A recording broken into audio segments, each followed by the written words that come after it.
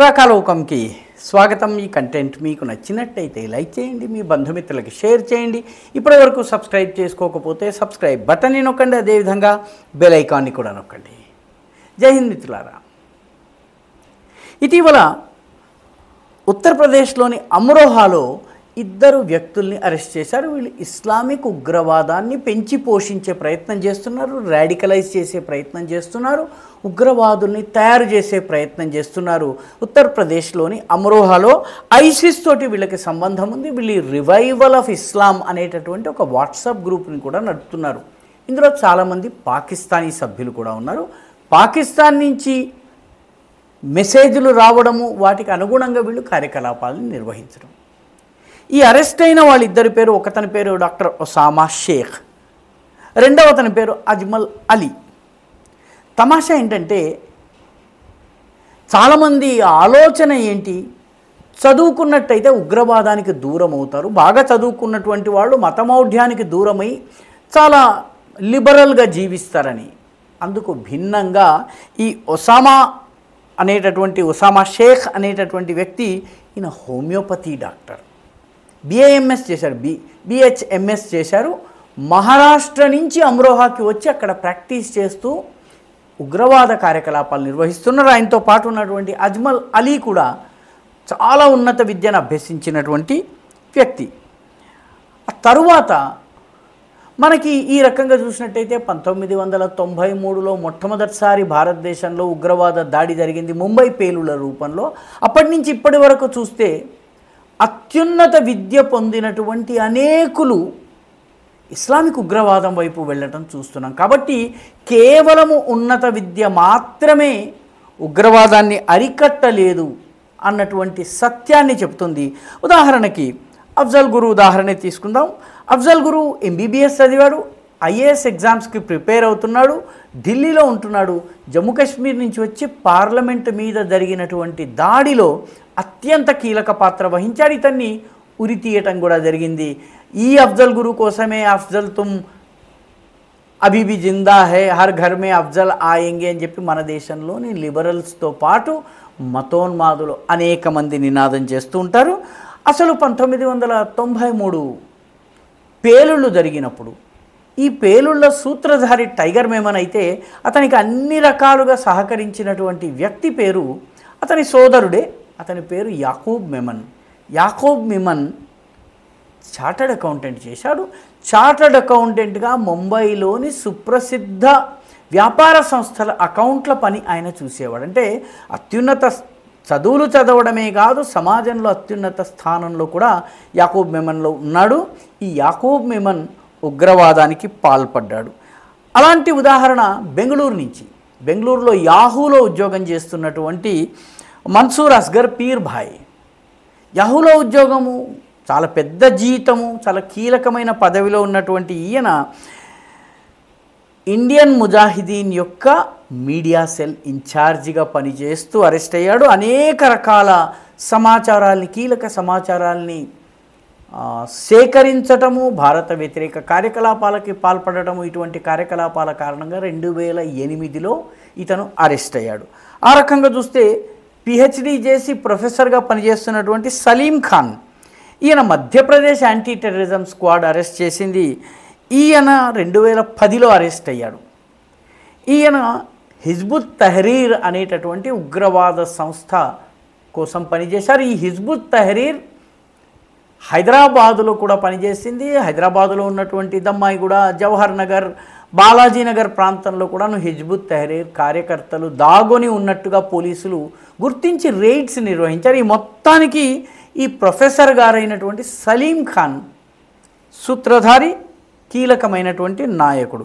ఇలాంటి మరొక ఉదాహరణ ఐఐటి ముంబైలో కెమికల్ ఇంజనీరింగ్ చేసినటువంటి అహ్మద్ ముర్తజా అబ్బాసీ. ఇతను 2023లో ఇతనికి ఉరిశిక్ష విధించడం జరిగింది. ఎందుకంటే 2022లో ఉత్తరప్రదేశ్లోని గోరఖ్నాథ్ టెంపుల్ పైన దాడి చేశాడు. ఉగ్రదాడికి పాల్పడ్డటువంటి వ్యక్తి ఇతను. గోరఖ్నాథ్ టెంపుల్ యోగి ఆదిత్యనాథ్కి చెందినటువంటి టెంపుల్. ఆ గోరఖ్నాథ్ మఠానికి ఆయన మఠాధిపతి, గోరక్ష పీఠాధీశ్వరుడు. ఆయన ప్రస్తుతం ముఖ్యమంత్రిగా ఉన్నారు, అది వేరే విషయము.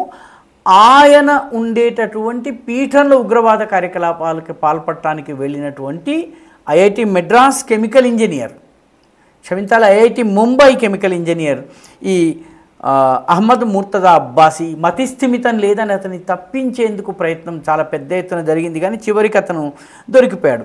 లండన్ స్కూల్ ఆఫ్ ఎకనామిక్స్ చాలా ఫేమస్ ఆర్థిక వ్యవహారాలపైన ఉన్నటువంటి విద్యాసంస్థ. దీనిలో గ్రాడ్యుయేట్ అయినటువంటి ఉమర్ షేక్, ఇతను డేనియల్ పర్ల్ అనేటటువంటి అమెరికన్ విలేఖరిని కిడ్నాప్ చేసి బంధించి చంపేసేశారు. ఇతన్ని భారత ప్రభుత్వం అరెస్ట్ చేస్తే కాందహార్ హైజాక్ జరిగినప్పుడు, కాందహార్ హైజాక్ సంఘటనలో విడిచిపెట్టమని ఉగ్రవాదులు కోరినటువంటి 5 ఉగ్రవాదుల్లో ఒకరు ఈ ఉమర్ షేక్. దక్షిణ భారతదేశానికి వస్తే ఇండియన్ ముజాహిదీన్ యొక్క వ్యవస్థాపకుడు, అంతకుముందు సిమిలో చాలా కీలక పాత్ర వహించినటువంటి రియాజ్ భట్కల్ ఇంజనీర్. ఆయన ఇంజనీర్గా ఉన్నారు. ఆయన హైదరాబాదులో 2007లో జరిగినటువంటి గోకుల్ చాట్ బ్లాస్ట్ కావచ్చును, లుంబిని పార్క్ పేలుళ్ళు కావచ్చును, 2008 ఢిల్లీ బ్లాస్ట్ కావచ్చు, వీటన్నిటిలో కీలక పాత్ర వహించాడు. ఇటువంటి అత్యున్నత చదువు చదివినటువంటి మరొక వ్యక్తి మన్నాన్ బషీర్ వానీ, కాశ్మీర్కి చెందినవాడు. ఇతను అలీగఢ్ ముస్లిం యూనివర్సిటీలో పిహెచ్డి చేసేవాడు. ఇతను అల్ఖాయిదాతో సంబంధం ఉన్నటువంటి ఉగ్రవాద సంస్థలోనూ హిజ్బుల్ ముజాహిదీన్లోనూ పనిచేస్తూ ఈయన దొరికిపోయాడు. చివరికి ఎన్కౌంటర్లో 2018 అక్టోబర్లో ఇతను చనిపోయాడు. ఇలాంటి మరొక వ్యక్తి డాక్టర్ అద్నాన్ అలీ అనస్థీషియా ఇచ్చేటటువంటి చాలా స్పెషల్ డాక్టర్. ఈయన హింద్ అనేటటువంటి ఐసిస్ నడిపించే ఉర్దూ పత్రికకి ఎడిటర్గా పనిచేసేవాడు.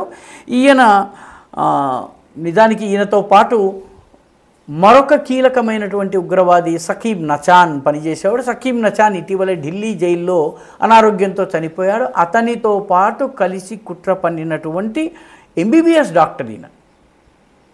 కాబట్టి చదువుకి ఉగ్రవాదానికి సంబంధం లేదు. ఉన్నత చదువులు చదివితే ఉన్నత సంస్కారాలు వస్తాయని చెప్పి ఈ మతోన్మాదం మారిపోతుందని ఎవరైనా భావిస్తే అది పొరపాటు అవుతుంది. మరొక ఉదాహరణ, గవర్నమెంట్ టీచర్ అయినటువంటి రియాజ్ నాయక్, ఈయన జమ్మూ కాశ్మీర్లో ఈయన పనిచేశాడు. బుర్హాన్ వానీ చనిపోయిన తరువాత హిజ్బుల్ ముజాహిదీన్కి నాయకత్వం వహించినటువంటి వ్యక్తి ఎన్కౌంటర్లో చచ్చిపోయాడు 2020లో. ఇంకా డాక్టర్ ఇష్తియాక్ అనేటటువంటి డాక్టర్ ఉన్నాడు. ఈయన రేడియాలజిస్ట్. ఈయన సొంతంగా ఒక నర్సింగ్ హోమ్ నడిపించేవాడు, దాని పేరు మక్కా హాస్పిటల్. ఈయన రాంచీలో పనిచేసేవాడు, జార్ఖండ్లో ఉన్నాడు. చివరికి ఈ మొత్తానికి అల్ఖాయిదా ఆఫ్ ఇండియన్ సబ్ కాంటినెంట్ అంటే అల్ఖాయిదా యొక్క సౌత్ ఏషియాకి సంబంధించినటువంటి అల్ఖాయిదా బ్రాంచ్కి హెడ్గా పనిచేస్తూ దొరికిపోయారు. ఆ రకంగా మరొక వ్యక్తి మైనింగ్ ఇంజనీర్ అయినటువంటి షానవాజ్ ఆలం, ఈయన 2023లో అరెస్ట్ అయ్యాడు. ఈయన జార్ఖండ్లో స్కూల్ టీచర్గా పనిచేస్తున్నాడు. మైనింగ్ ఇంజనీర్ కానీ స్కూల్ టీచర్గా పనిచేస్తున్నాడు. అదేవిధంగా ఇంజనీర్స్ అయినటువంటి మొహమ్మద్ అర్షద్, మొహమ్మద్ రిజ్వాన్ అష్రఫ్ అనేటువంటి ఇద్దరు, వీళ్ళు ఉత్తరప్రదేశ్లో అరెస్ట్ అయ్యారు. వీళ్ళు ఉత్తరప్రదేశ్లోని హిందూ పండగల సందర్భంగా బాంబులు పేల్చేందుకు, స్ఫోటనాలు చేసేందుకు కుట్ర పన్నుతుండగా 2023లో అరెస్ట్ అయ్యారు. ప్రొఫెసర్ సలీం ఖాన్, ఈయన పిహెచ్డి, ఈయన మధ్యప్రదేశ్లో 2010లో యాంటీ టెర్రరిజం స్క్వాడ్ అరెస్ట్ చేసింది. కాబట్టి ఈ 16 ఉదాహరణలు చెప్పేటటువంటి తీర్పు ఒకటే, చదువు వల్ల ఉగ్రవాద భావాలు పోవు, చదువు వల్ల మతోన్మాద భావాలు పోవు.